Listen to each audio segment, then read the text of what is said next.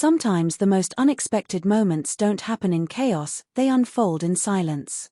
When the walls are quiet, when the world is stripped of its noise, the truth has nowhere to hide. That week was supposed to be ordinary.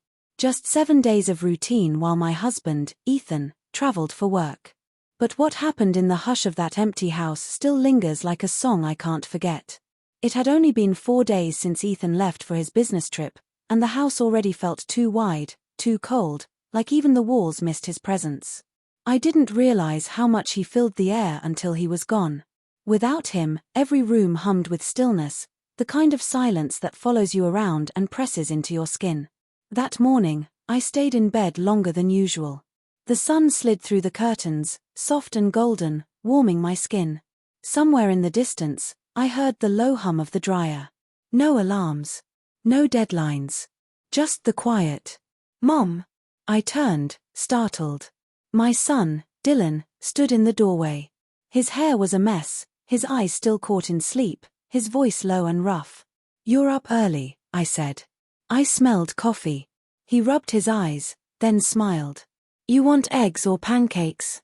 I arched a brow at him. "That's not fair. That's like asking me to choose between sunrise and sunset." "Then both," he grinned. I laughed, shaking my head. "You're spoiled.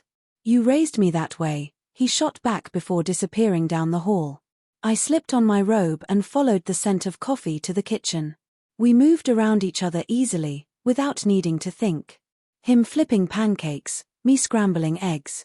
It was a rhythm we had fallen into whenever Ethan wasn't there. And it felt lighter somehow.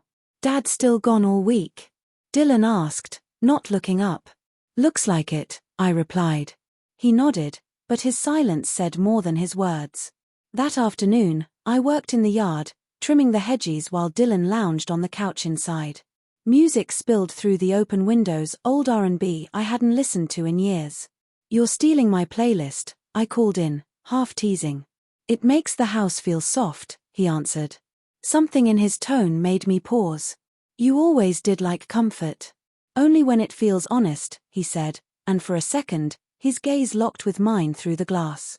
His eyes, a deeper reflection of my own, held me there longer than I expected. Later, while folding laundry, he lingered in the doorway. "Do you ever feel like you've forgotten something important about yourself?" I hesitated. "All the time," I admitted. "Like before everything got complicated?" His voice carried both weight and hope. "Yes," I said quietly. "Like I used to be lighter. Different." His shoulders eased, as though he'd been waiting for that answer. "Me too." We didn't speak after that. We didn't need to. That night, a storm rolled in. Rain lashed against the windows, and suddenly the lights flickered and died. I was wiping the counters when I heard footsteps on the stairs. "Mom, I'm here," Dylan said, his flashlight beam cutting across his face. "Looks like it's candles tonight," I replied. He helped me light a few, filling the house with warm, flickering shadows. We sat in the living room under a blanket, playing cards by candlelight. He laughed when I lost 3 games in a row. "You're different when Dad's gone," he said suddenly. I froze. "Different how?"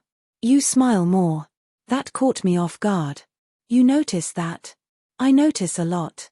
His voice was soft, serious. The wind howled against the glass. The candlelight flickered. "It's easier to breathe when it's just us," he whispered. Something settled in the silence between us. Not awkwardness, something else. Something unspoken. The next morning, the lights were back on. Routine returned, but the air between us had changed. I noticed it in the way his hand brushed mine at breakfast, in the way his eyes lingered just a second too long. "I dreamt about you," he said casually one morning as he finished his cereal. My heart stumbled. "Oh, you were singing that old song, the one you used to hum while you cooked." I blinked. "I haven't sung that in years." "You should again," he said with a half-smile, as if he wanted to hear it for himself. That evening, I found him in the garage, tinkering with an old record player. I leaned against the doorway. "You're really set on the music thing lately. It makes things feel alive again," he said, his eyes focused on the spinning vinyl. I didn't reply. I just smiled, though something fluttered inside me. Later that night, I stood by the window, tracing the path of raindrops on the glass. Dylan appeared beside me. His shoulder brushed mine. Neither of us moved away. "This week feels like a dream," he murmured. "A quiet one," I whispered. "A true one," he said, his gaze steady on mine. We didn't kiss. We didn't need to. What passed between us wasn't about that. It was in the way he looked at me, as though I wasn't just someone's wife, someone's mother, someone's shadow in the background, but someone alive. Someone real. And I saw him too, not just as my son, but as a man growing into his own strength, his own tenderness. When Ethan came home, the house snapped back into its old rhythm. His voice filled the rooms again. The silence disappeared.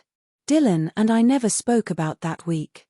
But the memory of it lingered, tucked into the quiet places of my heart like perfume on a scarf.